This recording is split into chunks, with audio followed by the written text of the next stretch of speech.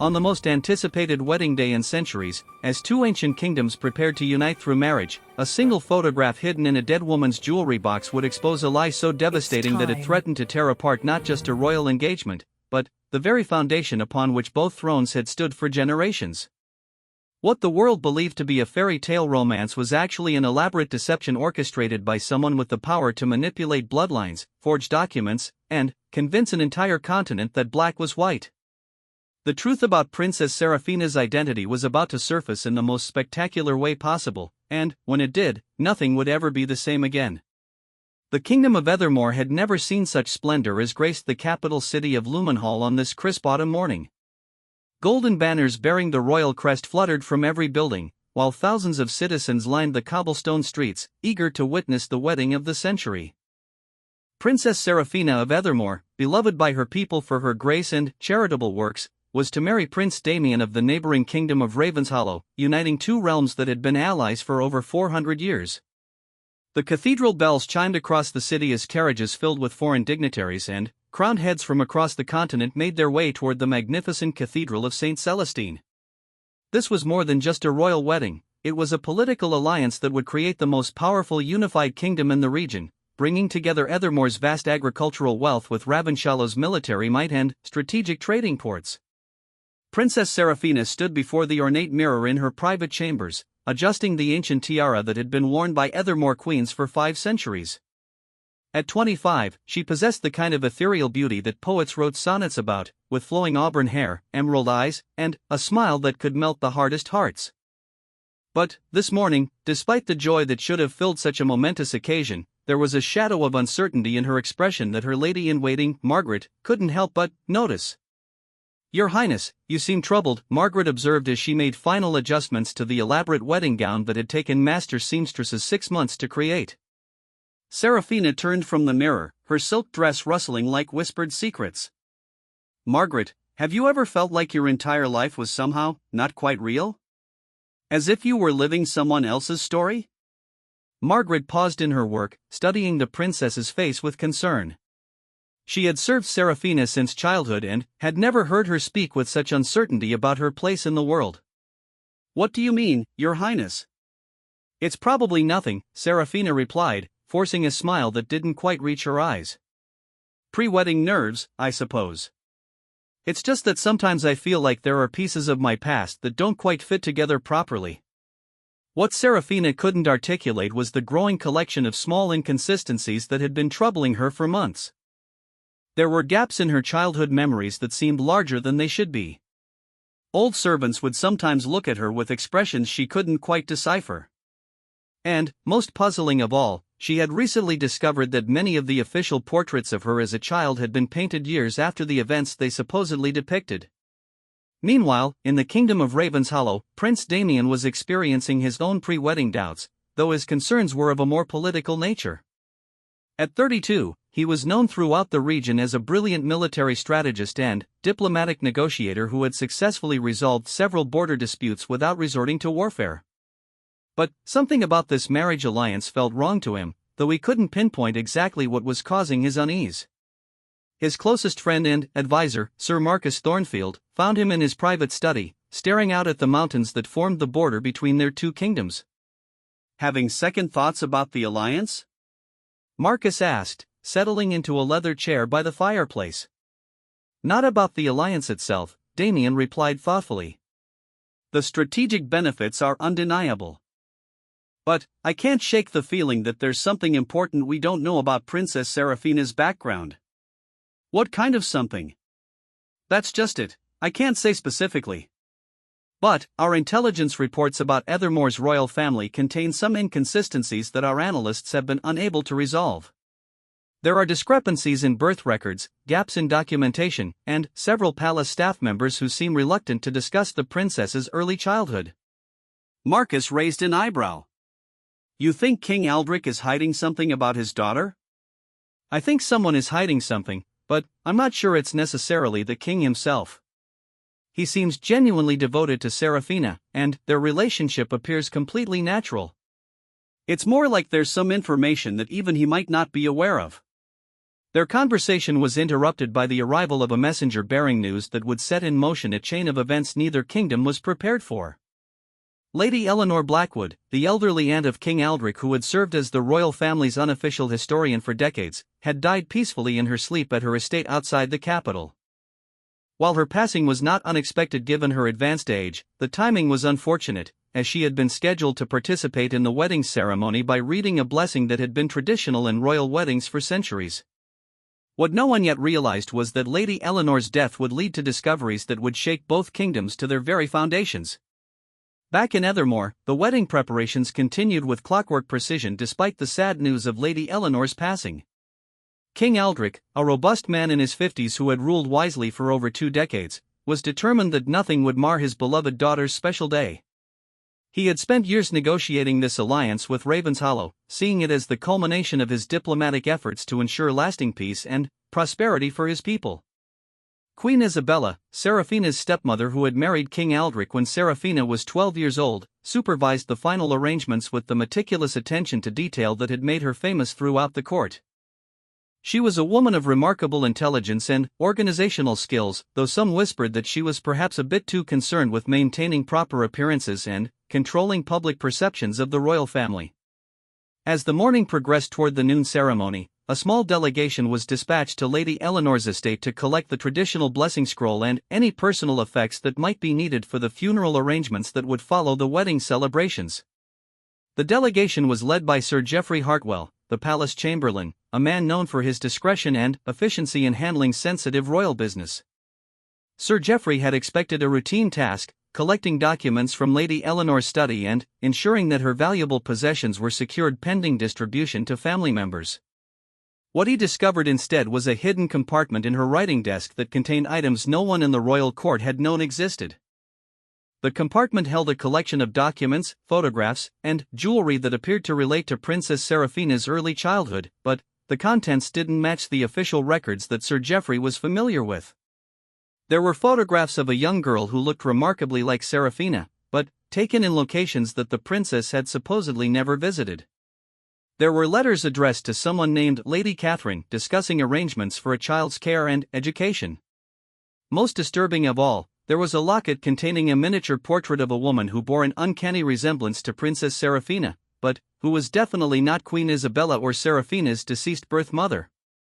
Sir Geoffrey realized immediately that these discoveries could not wait until after the wedding. Whatever secrets Lady Eleanor had been keeping might have direct implications for the legitimacy of the marriage alliance that was scheduled to take place in less than 2 hours. He dispatched an urgent message to the palace requesting an immediate private audience with King Aldrich, knowing that he was about to deliver information that could potentially halt the most important diplomatic event in recent history. King Aldrich received Sir Geoffrey's message just as he was preparing to escort his daughter to the cathedral. The timing could not have been worse, but the urgency in Sir Geoffrey's communication suggested that delay could be even more dangerous than disruption. In a hastily arranged meeting in the palace's most secure conference room, Sir Geoffrey laid out the contents of Lady Eleanor's hidden compartment before the King, Queen Isabella, and Prince Damien, who had arrived early for final coordination meetings. The silence that followed was deafening as the 4 people studied documents and photographs that seemed to suggest Princess Seraphina might not be who they all believed her to be. "This is impossible," King Aldrich said finally, his voice barely above a whisper.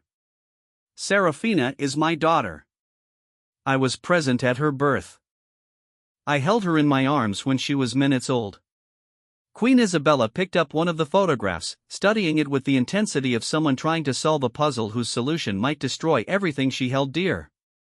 "This girl in the picture, she's clearly Seraphina, but this location, these clothes, none of this matches anything from our family records." Prince Damien examined the letters with the analytical eye of someone trained in diplomatic intelligence. These correspondence dates suggest ongoing communication about a child's placement and care extending over several years. If these are authentic, they indicate a level of planning and coordination that goes far beyond simple record-keeping. Sir Geoffrey cleared his throat nervously. "Your Majesty, there's something else." The locket contains a portrait of a woman who appears to be related to Princess Seraphina, but we have no record of this person in any of our genealogical documents. King Aldrich took the locket with trembling hands, studying the miniature portrait with growing confusion and alarm.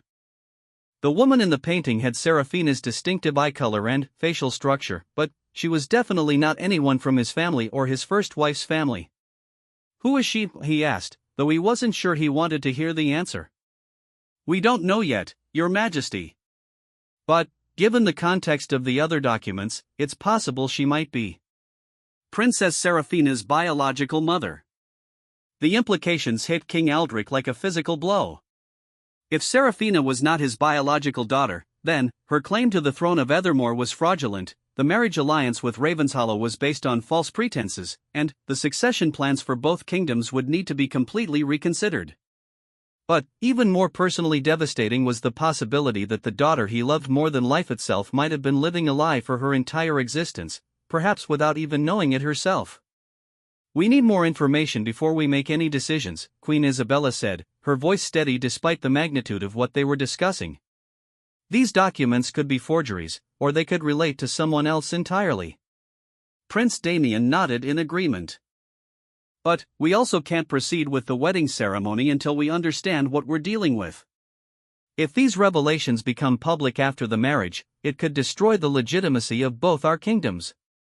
King Aldrich looked around the room at the three people who now shared knowledge that could change the course of history. Outside, thousands of people were gathering to witness what they believed would be a celebration of unity and love. Inside this room, the very foundations of that celebration were crumbling. "How do we tell Serafina?" he asked, his voice breaking slightly. "How do I tell the daughter I've raised and loved for 25 years that everything she believes about herself might be a lie?" It was a question that none of them could answer, but they all knew that the truth, whatever it was, could no longer remain hidden. The wedding bells that should have been ringing in celebration might instead be tolling the end of everything they thought they knew about themselves and their world. The discovery in Lady Eleanor's estate had opened a door that could never be closed again, and what lay beyond that door would test the strength of family bonds, political alliances, and personal identity in ways that none of them were prepared for. As the cathedral bells chimed the hour, marking the time when Princess Serafina should have been walking down the aisle, instead she found herself summoned to an emergency meeting that would shatter her understanding of her own life and force her to question everything she had ever believed about her place in the world. The fairy tale wedding was about to become a nightmare of revealed secrets and uncertain futures, and there was no going back to the innocence of the morning when anything had seemed possible and love had felt like enough to conquer any obstacle. The cathedral bells had fallen silent, their celebratory chimes replaced by an eerie quiet that seemed to blanket the entire capital city. Thousands of wedding guests sat in confused whispers as court officials announced a brief delay due to unexpected circumstances requiring immediate attention. What should have been the most joyous day in Ethermore's recent history had become a nightmare of uncertainty and hidden truths. Princess Serafina entered the secure conference room still wearing her magnificent wedding gown, the ancient tiara catching the afternoon light as she moved. Her emerald eyes, which had sparkled with joy just hours earlier, now reflected the confusion and growing fear that gripped her heart. She looked around the room at the solemn faces of her father, stepmother, and intended husband, immediately sensing that something catastrophic had occurred. "Father, what's happened? Why have the guests been asked to wait? Is there some kind of security threat?" King Aldrich struggled to find words that could possibly prepare his daughter for what she was about to learn. He had faced enemy armies, navigated complex political crises, and dealt with natural disasters that threatened his kingdom, but nothing had prepared him for the task of potentially destroying his beloved daughter's understanding of her own identity. "Serafina, please sit down. We've discovered some information that we need to discuss with you before the ceremony can proceed." The formality in her father's voice sent a chill down Serafina's spine. She had never heard him speak to her with such careful, measured tones, as if he were addressing a foreign diplomat rather than his own daughter. Prince Damien watched Serafina's face as Sir Geoffrey carefully explained the discovery at Lady Eleanor's estate. He saw confusion give way to disbelief, then, to a kind of hollow shock as the implications began to sink in. The woman he had planned to marry in less than an hour was learning that her entire life might have been built on a foundation of lies and deception. "That's impossible," Serafina said finally, her voice barely above a whisper. "These documents, they can't be real. I remember my childhood. I remember growing up in this palace, playing in these gardens, learning from the same tutors who taught my father." Queen Isabella placed a gentle hand on Serafina's shoulder. "Darling, no one is saying the documents are definitely authentic. But we need to investigate their origins and determine what they might mean before we can proceed with the wedding." "What they might mean?" Serafina's voice rose with a mixture of anger and panic. "They're suggesting that I'm not who I think I am, that my father isn't my father, that I have no legitimate claim to anything I've spent my life believing in." King Aldrich knelt beside his daughter's chair, taking her hands in his. "Serafina, regardless of what these documents might reveal, you are my daughter in every way that matters. I have loved you and raised you and been proud of you every day of your life. Nothing will ever change that." But, even as he spoke these words, Aldrich knew that love and pride would not be enough to resolve the crisis they faced. If Serafina was not his biological daughter, the legal and political implications would be staggering. Her right to inherit the throne would be challenged, the marriage alliance with Ravenshollow would be based on false pretenses, and neighboring kingdoms might use the revelation to question Ethermore's stability and legitimacy. Prince Damien had been studying the documents while listening to the family conversation, his diplomatic training helping him analyze the potential ramifications with cold logical precision. What he saw troubled him deeply, not just for the political implications, but for the human cost of the deception that appeared to have been maintained for over 2 decades. "Your Majesty," he said carefully, "I think we need to consider the possibility that these revelations are just the beginning. If someone went to great lengths to conceal Princess Serafina's true origins, there might be other secrets that could surface once we begin investigating." Sir Geoffrey nodded grimly. "I've already ordered a complete search of Lady Eleanor's estate and a review of all palace records relating to Princess Serafina's early childhood. But I must warn you that what we've found so far suggests a level of coordination and planning that would have required the involvement of multiple people over many years." "Are you saying there was a conspiracy?" Serafina asked, her voice steadying as anger began to replace shock. "I'm saying that switching or concealing the identity of a royal heir would require careful planning, forged documents, bribed officials, and ongoing maintenance of the deception. This wasn't something that could have been accomplished by a single person acting alone." The implications were staggering. If there had been a conspiracy to place Serafina on the throne under false pretenses, it meant that some of the most trusted people in the kingdom had been living lies for decades. It also raised questions about who the real heir to the throne might be and what had happened to that person. Queen Isabella had been unusually quiet during much of the conversation, but now she spoke with a determination that surprised everyone in the room. "We need to postpone the wedding indefinitely and begin a comprehensive investigation immediately. But we also need to control the narrative carefully to prevent panic and political instability." "Postpone the wedding?" Serafina looked at Prince Damien with desperation. "We can postpone the ceremony, but does this change us? Does learning about my possible origins change how you feel about our engagement?" Prince Damien met her gaze directly, his expression serious but gentle. "Serafina, I fell in love with the woman you are, not with your title or your bloodline. But I would be lying if I said this doesn't complicate things from a political standpoint. Our kingdoms need to understand what we're dealing with before we can make informed decisions about the future." It was a diplomatic answer that acknowledged the reality of their situation while trying to preserve their personal relationship, but Serafina could hear the uncertainty beneath his careful words. Their engagement had been built on the foundation of a political alliance between equal partners. If she was not actually the heir to Ethermore's throne, that foundation had crumbled. Sir Geoffrey cleared his throat and produced another document from Lady Eleanor's collection.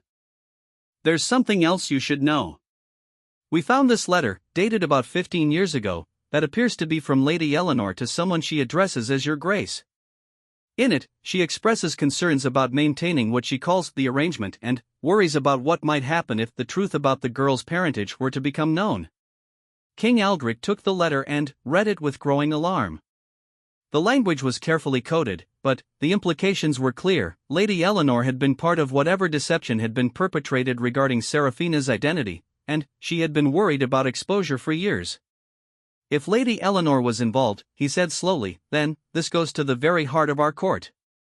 She was my father's sister, one of the most trusted members of our family. If she was keeping secrets about Serafina's origins, then she might have known who Serafina's real parents are, Queen Isabella finished. Serafina stood up abruptly, her wedding gown rustling as she paced to the window overlooking the palace gardens where she had played as a child.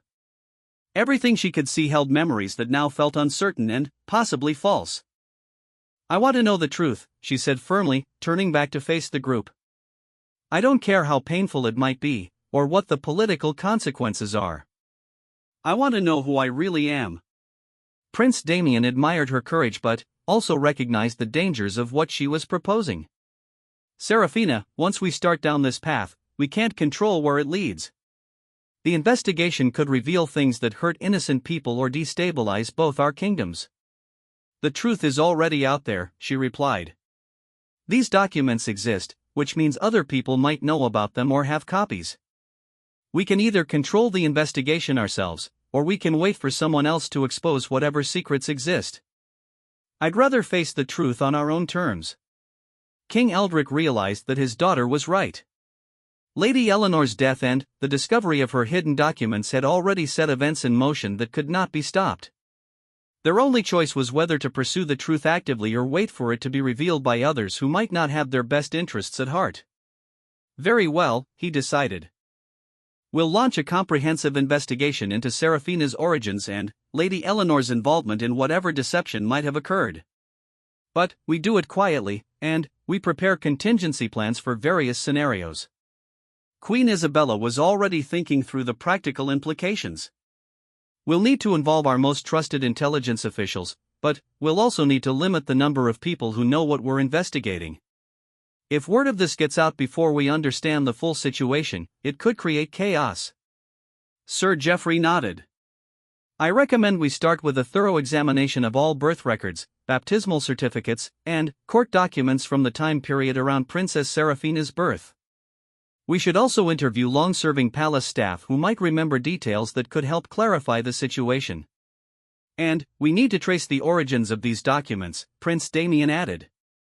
"Someone created them, someone hid them, and someone may still have additional information that could help us understand what happened." Over the next several hours, as wedding guests were quietly dismissed with explanations about a family emergency, the investigation began in earnest. Teams of trusted officials started reviewing records, interviewing staff members, and analyzing the physical evidence found in Lady Eleanor's estate. What they discovered was even more troubling than they had initially feared. The official records of Serafina's birth contained subtle inconsistencies that became more apparent once they were examined with suspicion rather than accepted at face value. Several palace staff members who had been present during Serafina's early childhood gave statements that contradicted each other in small but significant ways. Most disturbing of all, they found evidence that extensive renovations had been done to the royal nursery just before Serafina's supposed birth, including changes that would have made it easier to move someone in and out of the palace without detection. As evening fell on what should have been Serafina's wedding day, she found herself in her private chambers, still wearing her wedding dress but feeling like a stranger in her own home. Margaret, her loyal lady-in-waiting, sat with her in sympathetic silence, understanding that no words could comfort someone whose entire identity had been called into question. "Margaret," Serafina said finally, "you've known me since I was a child. Does anything about my early years seem strange to you now that you think about it?" Margaret hesitated, clearly struggling with whether to share observations that might be painful.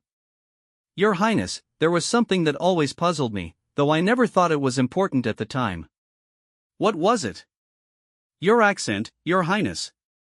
For the first few years I knew you, you spoke with a slight regional accent that was different from the way people speak here in the capital. It gradually disappeared as you got older, but I always wondered where you might have picked it up." The observation hit Serafina like a revelation.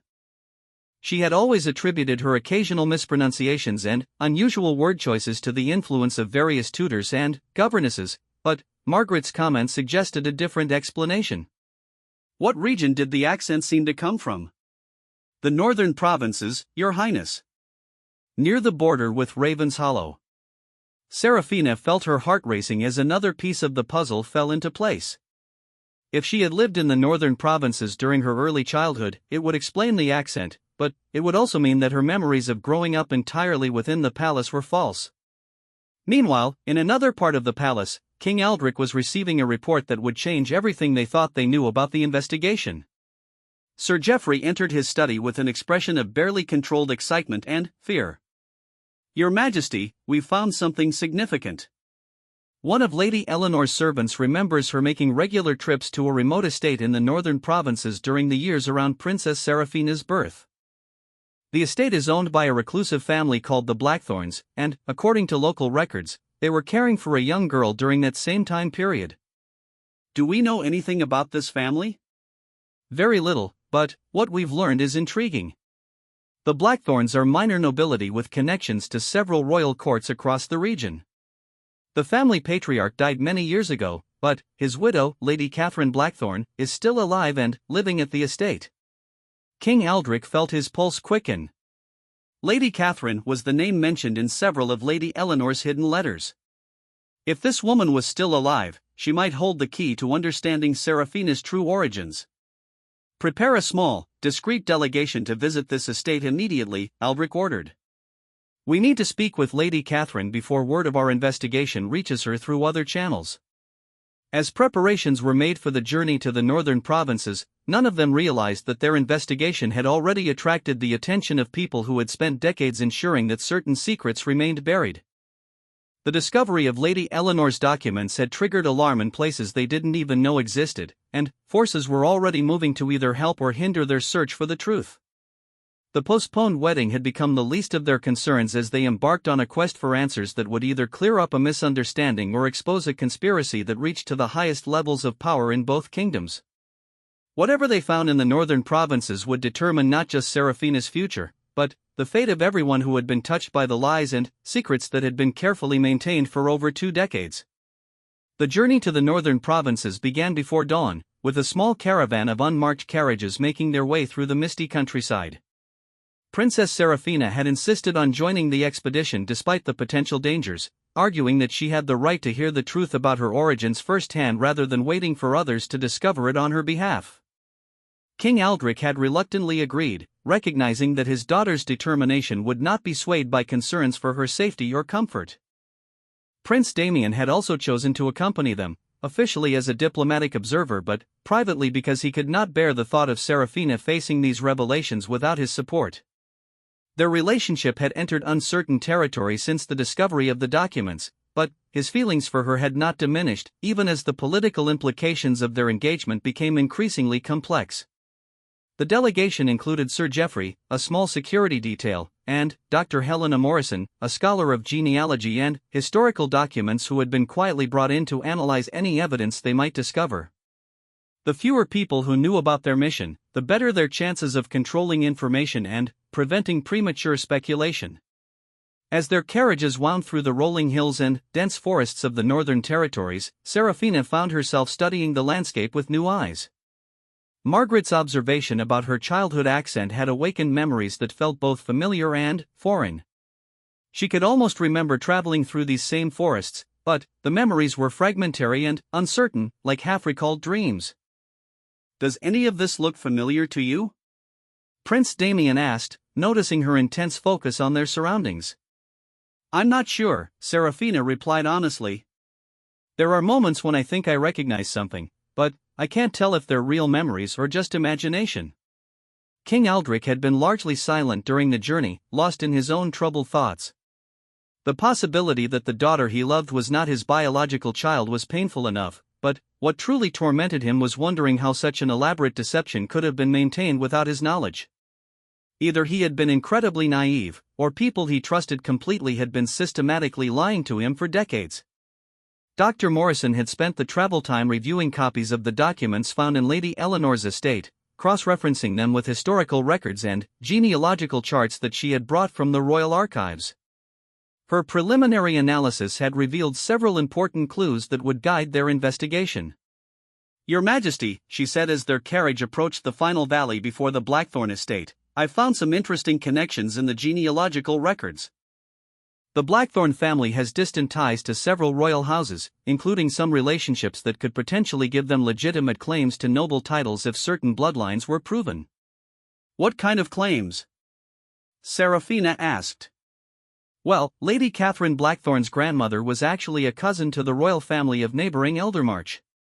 If the Blackthornes were involved in arranging Princess Seraphina's placement, it might have been part of a larger political strategy related to succession disputes or alliance building. Prince Damien frowned as he considered these implications.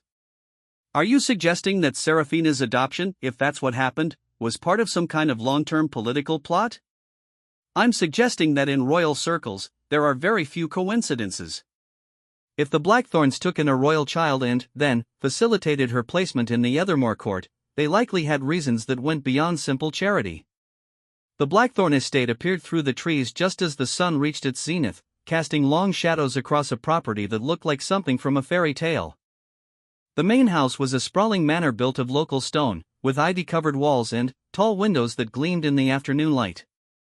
Despite its beauty, there was something melancholy about the place, as if it held too many secrets to be truly welcoming. Lady Catherine Blackthorne met them at the front entrance, having apparently been expecting their arrival despite the fact that no advance notice had been sent. She was a woman in her 70s with silver hair and intelligent gray eyes that seemed to take in everything while revealing nothing. Her bearing was aristocratic but not intimidating, and, when she spoke, her voice carried the same regional accent that Margaret had noticed in Seraphina's childhood speech. Your Majesty, Your Highness, she said with a formal curtsy that somehow managed to convey both respect and a subtle challenge. I've been wondering when this conversation would finally take place. The admission that she had been expecting them was both reassuring and alarming. It suggested that Lady Catherine knew why they had come, but it also implied that she had been prepared for this confrontation for some time. They were ushered into a comfortable sitting room overlooking gardens that showed signs of loving care despite their somewhat wild appearance. Lady Catherine served tea with the practiced grace of someone who had entertained nobility for decades, but Seraphina noticed that her hands trembled slightly as she poured. Lady Catherine, King Aldrich began carefully, we've recently discovered some documents that suggest you may have information about Princess Seraphina's early childhood. We're hoping you can help us understand their significance. I can indeed help you understand, she replied, setting down the teapot and looking directly at Seraphina. But I'm afraid the truth is more complicated than you may be prepared to hear. Seraphina leaned forward, her heart racing with anticipation and fear. Please, Lady Catherine. I need to know who I really am. Lady Catherine studied Seraphina's face for a long moment, and there was something in her expression that suggested both sadness and deep affection. You are Lady Seraphina Blackthorne, my granddaughter, and the rightful heir to claims that your adoptive father and his advisors never knew existed. The words hit the room like a physical blow. Even though they had suspected something like this might be the truth, hearing it confirmed was devastating in its finality. Your granddaughter? Seraphina whispered. Your father was my son, Lord Marcus Blackthorne, who died in a riding accident when you were 3 years old. Your mother was Lady Elena of Eldermarch, who died in childbirth when your younger brother was born. I have a brother? The revelations were coming too fast for Seraphina to process properly. You had a brother. He died of fever when he was barely 2 years old. After losing my son, my daughter-in-law, and my younger grandson in the space of 18 months, I was faced with the prospect of raising you alone while managing claims and counterclaims from various relatives who wanted to control the family estates. King Aldrich felt as though the world was shifting beneath his feet. Why wasn't I told? Why wasn't any official record made of these deaths and inheritance issues? Lady Catherine's expression grew grave. Because, Your Majesty, your Aunt Lady Eleanor convinced me that Seraphina would be safer and have better prospects if she were placed in your care as an adopted daughter rather than left to navigate the complex political situation surrounding the Blackthorne inheritance. Eleanor knew about this from the beginning? Eleanor orchestrated the entire arrangement.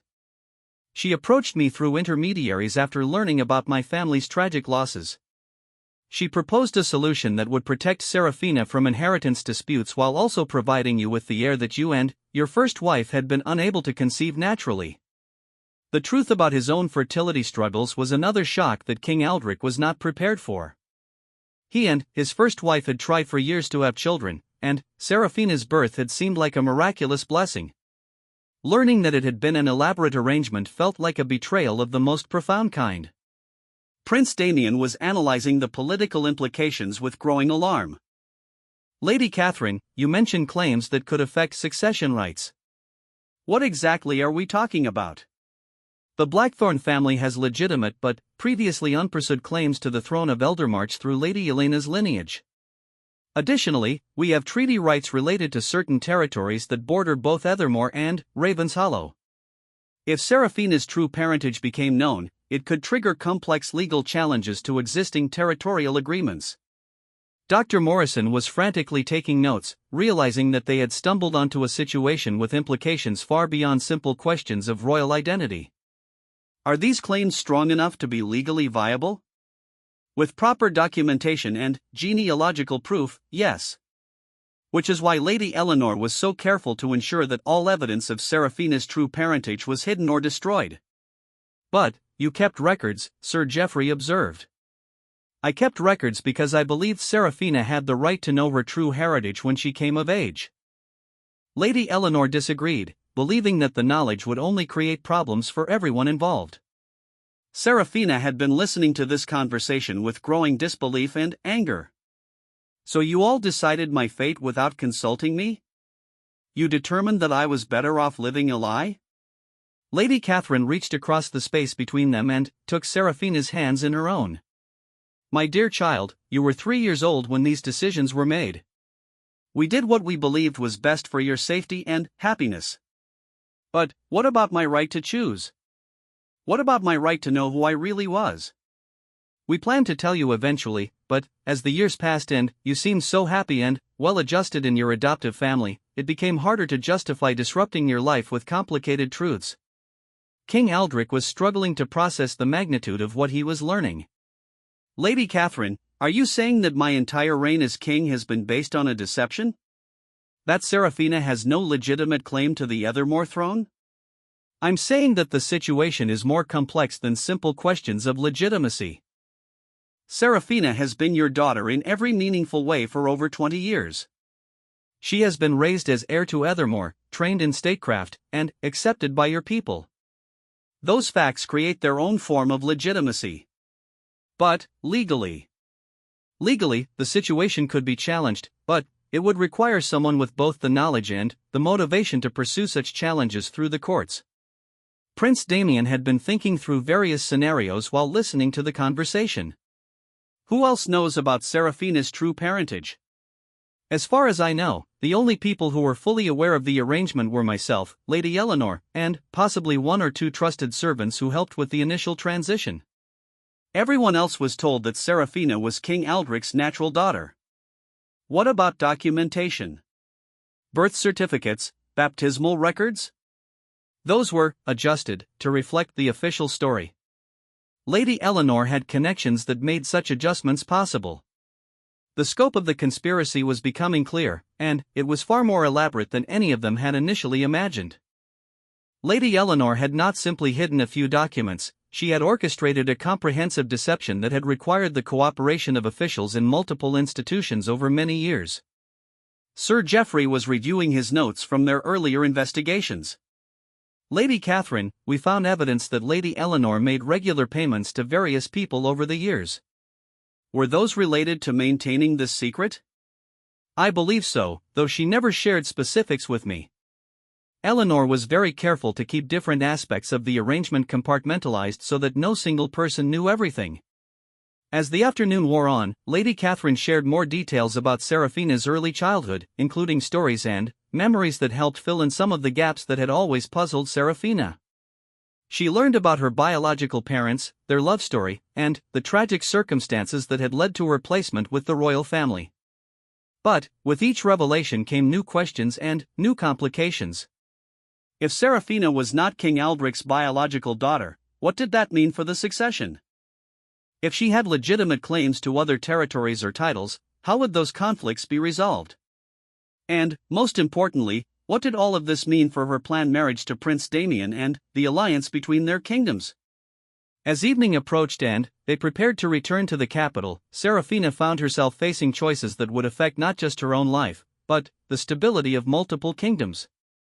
She could attempt to maintain the fiction of her royal parentage, knowing that the truth might surface eventually through other channels. She could publicly acknowledge her true heritage and deal with the legal and political consequences. Or she could try to find some middle path that honored both her adoptive family and her biological heritage.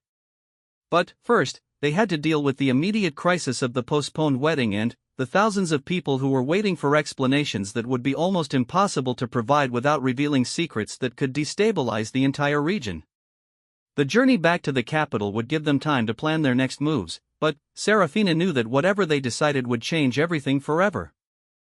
The fairy tale life she had known was over, and the real world of political consequences and family loyalty was about to test everyone's commitment to truth, love, and duty in ways that none of them could have anticipated. The return journey to the capital was interrupted by urgent news that changed everything they thought they understood about their situation. As their carriages descended from the northern hills, a royal messenger intercepted them with information that sent shockwaves through the entire delegation. "Your Majesty," the messenger gasped, having ridden hard through the night to reach them, "there's been a development at the palace. Foreign ambassadors from 3 different kingdoms have requested emergency meetings, and there are reports of unusual military movements along our eastern borders." King Aldrich felt his blood turn cold. "What kind of military movements?" "Troops from Eldermarch have been mobilizing near the border crossing, claiming they're conducting routine training exercises. But intelligence reports suggest they may be positioning for something more significant." Prince Damien immediately understood the implications. "Someone has leaked information about our investigation. If Eldermarch knows about Serafina's potential claims to their succession, they may be preparing to either support or oppose those claims militarily." Dr. Morrison, who had been documenting their discoveries at Lady Catherine's estate, looked up from her notes with alarm. "If multiple kingdoms are responding to this situation, it suggests that the information has spread much further than we realized." Serafina felt the weight of unintended consequences crushing down on her. What had started as a personal quest to understand her identity was threatening to trigger international conflicts that could cost thousands of lives. "We need to return to the capital immediately and assess the full scope of what we're dealing with," King Aldrich decided. "Lady Catherine, I'm afraid I must ask you to accompany us. Your knowledge may be crucial for resolving this situation peacefully." Lady Catherine nodded gravely, having anticipated this possibility. "I'll come with you, Your Majesty, but I should warn you that there are aspects of this situation that even I don't fully understand. Lady Eleanor's network extended far beyond what she shared with me." The journey back to Lumenhall took on an urgency that had been absent during their earlier travels. As they raced through the countryside, additional messengers brought increasingly disturbing news. Diplomatic protests had been filed by several neighboring kingdoms, claiming that Ethermore had been concealing information relevant to regional succession disputes. Trade agreements were being questioned, and there were reports of unusual diplomatic activity in capitals across the continent. Sir Geoffrey was coordinating responses to these developments through a steady stream of communications with the palace, but it was clear that the situation was escalating faster than they could manage from a distance. "Your Majesty," he reported during one of their brief stops to change horses, "Prime Minister Holbrook requests your immediate return. She's received formal inquiries from the courts of at least 6 different kingdoms, all related to questions about Princess Serafina's parentage and potential claims to various titles and territories." "How could information have spread so quickly?" Serafina asked. "We only learned the truth ourselves yesterday." "That's what troubles me," Prince Damien replied grimly. "This level of coordinated response suggests that some parties had advance knowledge of what we would discover." Lady Catherine had been unusually quiet during much of the return journey, but now she spoke with obvious reluctance. "There's something I haven't told you about Lady Eleanor's arrangements. She didn't work alone, and some of her collaborators may not have shared her commitment to keeping these secrets buried." King Aldrich turned to face Lady Catherine with growing dread. "What are you saying?" "I'm saying that Lady Eleanor was part of a network that included people from several different kingdoms. The arrangement for Serafina's placement was only one of many similar operations they conducted over the years." The implications were staggering. If there was an international network involved in manipulating royal successions and bloodlines, the discovery of Serafina's true identity might have exposed operations that other kingdoms desperately wanted to keep hidden. Lady Catherine, Dr. Morrison said carefully, "Are you suggesting that there are other children who were placed in royal families under similar circumstances?" I'm suggesting that the practice of strategic adoption and identity manipulation has been more common than most people realize. Royal families have always been concerned with succession issues, and sometimes unconventional solutions have been necessary. Prince Damien was analyzing the situation with the calculating mind of someone trained in international diplomacy. If multiple kingdoms have been involved in these practices, they would all be vulnerable to exposure if one case became public. The response we're seeing might be an attempt to contain the damage before it spreads. As they approached the outskirts of the capital, the evidence of crisis became unmistakable. Military checkpoints had been established at key roads, additional guards were visible at government buildings, and there was an atmosphere of tension that had not existed when they left just 2 days earlier. The palace itself was a hive of activity, with foreign diplomats arriving hourly and emergency meetings being conducted around the clock. Queen Isabella met them at the private entrance, her usually composed demeanor showing signs of the stress she had been under during their absence. "Thank goodness you're back," she said, embracing both King Aldrich and Serafina. "The situation has become incredibly complex, and we've received some information that changes our understanding of everything." They were immediately escorted to the most secure conference room in the palace, where Prime Minister Holbrooke and several other key advisors were waiting with expressions that ranged from grave to panicked. "Your Majesty," Prime Minister Holbrooke began without preamble, "we've discovered that Lady Eleanor's activities were far more extensive than we initially realized. She was apparently involved in similar arrangements in at least 4 other kingdoms, and her death has triggered responses from people who were involved in those operations." "What kind of responses?" Serafina asked, though she was afraid to hear the answer. "Attempts to retrieve or destroy evidence, pressure on various governments to suppress investigations, and, in at least one case, what appears to have been an assassination attempt against someone who might have had compromising information." The room fell silent as the implications sank in. They weren't just dealing with historical secrets about Serafina's parentage, they were confronting an active conspiracy that was still operating and was willing to use violence to protect itself. Sir Geoffrey presented a collection of documents that had been discovered during a more thorough search of Lady Eleanor's estate. "We found these hidden in a second location that we initially missed. They appear to be communications between Lady Eleanor and individuals in other kingdoms discussing ongoing operations and future plans." King Aldrich reviewed the documents with growing horror. The correspondence revealed a network of nobles, officials, and intermediaries who had been systematically manipulating royal successions for decades. Children had been moved between kingdoms, identities had been altered, and bloodlines had been deliberately obscured to serve various political purposes. "My God," he whispered. "How many royal families have been affected by this?" "Based on what we've found so far, possibly dozens over the past 50 years, Dr. Morrison replied. And some of the participants are still in positions of significant power." Prince Damien had been studying a map that showed the locations mentioned in the correspondence. "This network extends across the entire continent. If these operations became public knowledge, it could delegitimize multiple monarchies simultaneously." "Which explains why we're seeing such coordinated pressure to contain this situation," Prime Minister Holbrooke observed. "But it also means we're facing opponents with vast resources and very strong motivations to silence us." Lady Catherine spoke up with obvious reluctance. "There's something else you need to know. Lady Eleanor told me that if her activities were ever exposed, there were contingency plans in place to ensure that the most damaging information would be released publicly." "What kind of contingency plans?" "Dead man's switches," she called them. Information that would automatically be sent to major newspapers and government officials if certain people failed to check in regularly or if specific trigger events occurred.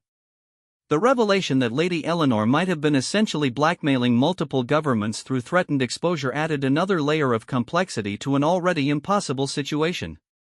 Queen Isabella had been reviewing intelligence reports while listening to the conversation. "We're receiving indications that several kingdoms may be preparing to take military action to prevent the spread of this information.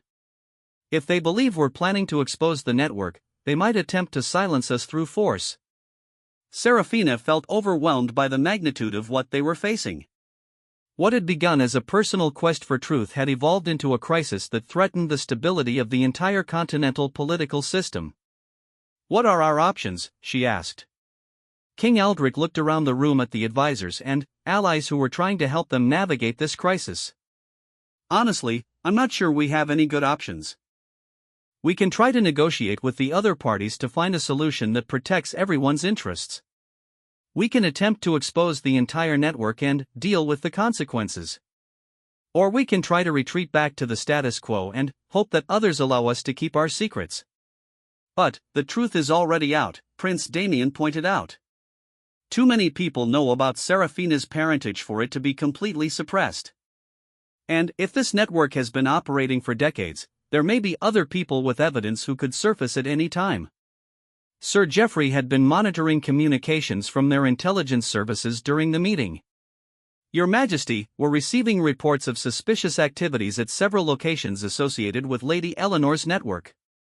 It appears that someone is systematically attempting to destroy evidence and eliminate potential witnesses." The urgency of their situation was becoming clear.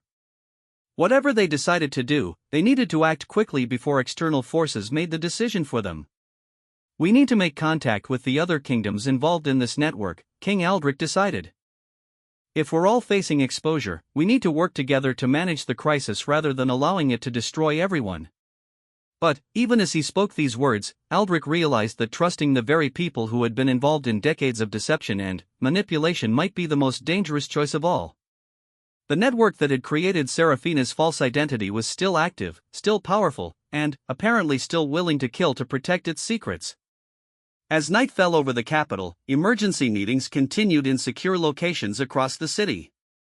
Foreign diplomats conducted urgent consultations with their home governments, while intelligence services worked to track down evidence and potential witnesses before they could disappear permanently. Serafina found herself at the center of a crisis that extended far beyond her personal identity to encompass the fundamental legitimacy of royal authority across an entire continent. The choices she made in the coming hours could determine whether the truth would finally be exposed, or whether the network of deception would succeed in silencing everyone who threatened their carefully constructed lies. The emergency summit convened at midnight in the ancient hall of the palace, a room that had witnessed treaty signings, declarations of war, and moments of historic consequence for over 8 centuries.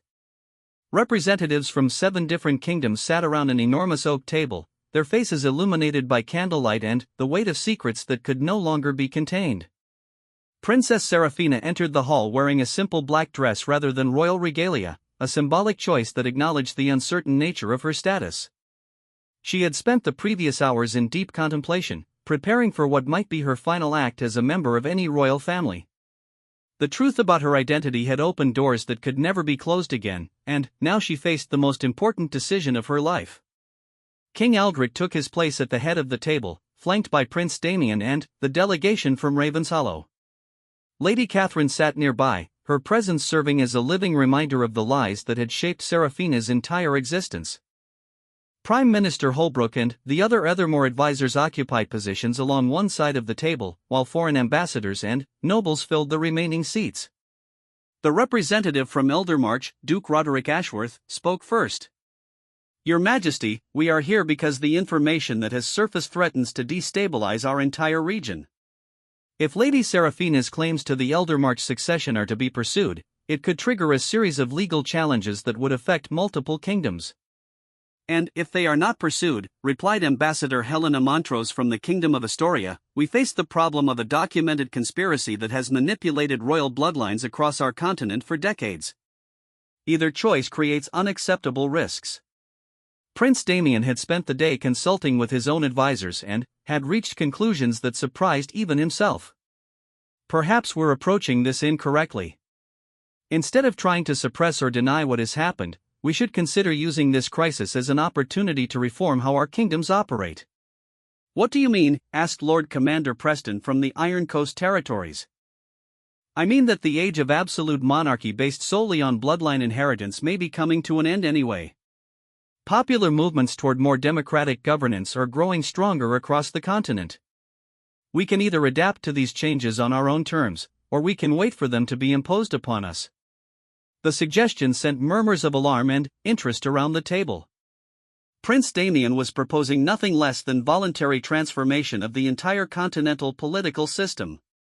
Serafina had been listening to the discussion while wrestling with her own thoughts about duty, identity, and responsibility. Finally, she stood up and addressed the assembled representatives directly. "I want to share something with all of you," she began, her voice steady despite the magnitude of what she was about to say. "For the past week, I've been discovering that everything I believed about myself was based on lies.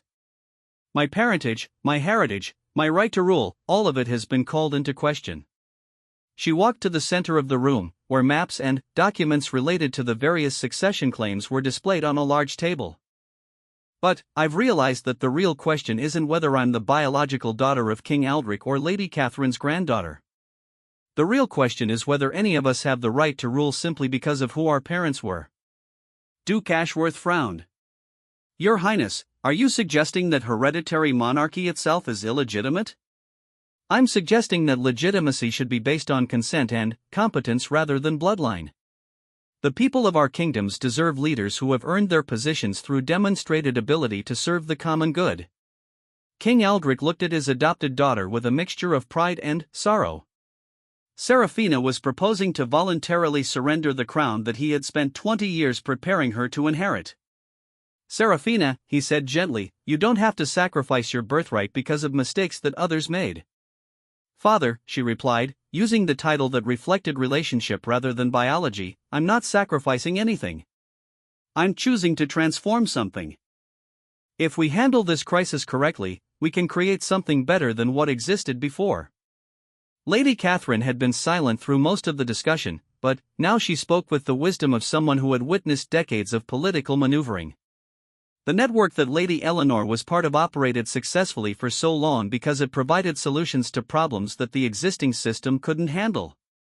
Succession disputes, inheritance conflicts, political marriages that serve strategic purposes, these issues won't disappear just because we expose past conspiracies. "Then, we need to create new systems for handling them," Prince Damien said.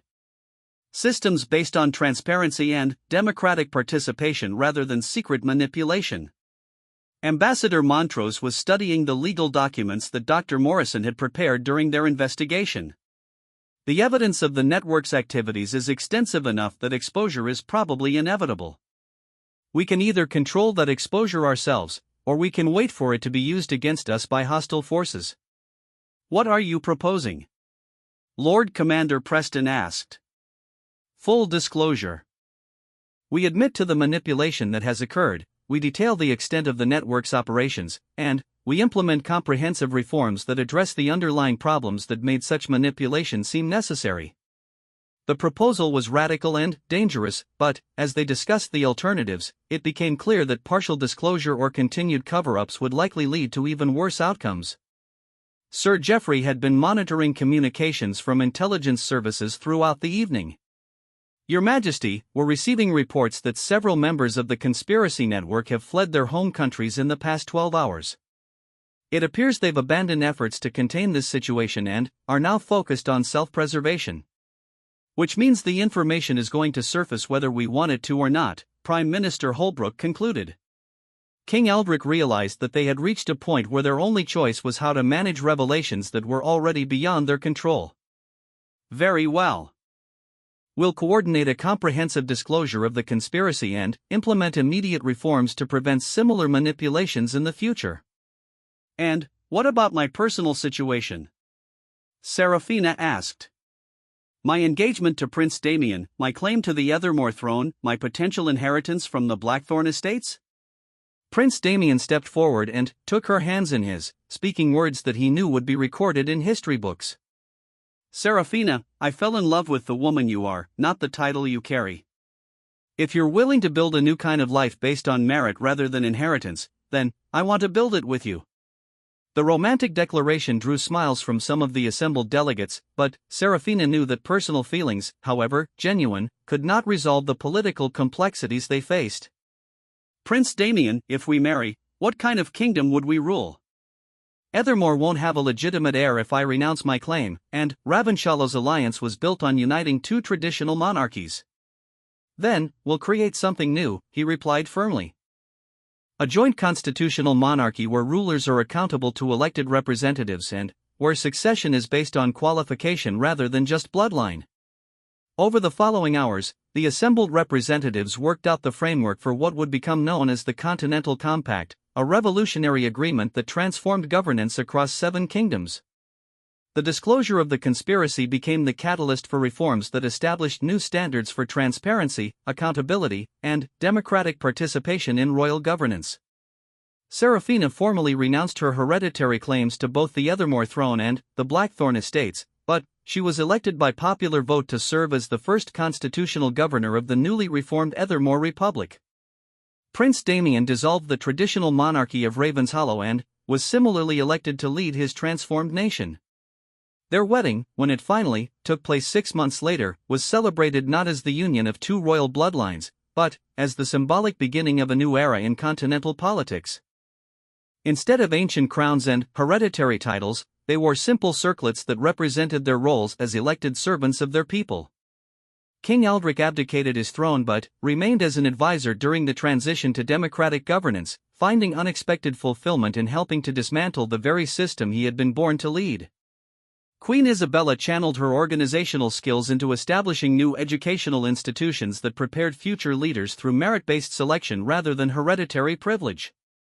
Lady Catherine returned to her estate in the northern provinces, where she established a foundation dedicated to supporting children who had been displaced by political conflicts. Her knowledge of the conspiracy network proved invaluable in tracking down other victims of identity manipulation and helping them reclaim their true heritage. The conspiracy network itself was systematically dismantled through international cooperation, with many of its members facing trial for their crimes. The evidence of manipulation extending across multiple kingdoms provided the final proof that hereditary monarchy, as it had traditionally operated, was too vulnerable to corruption to remain viable in the modern world.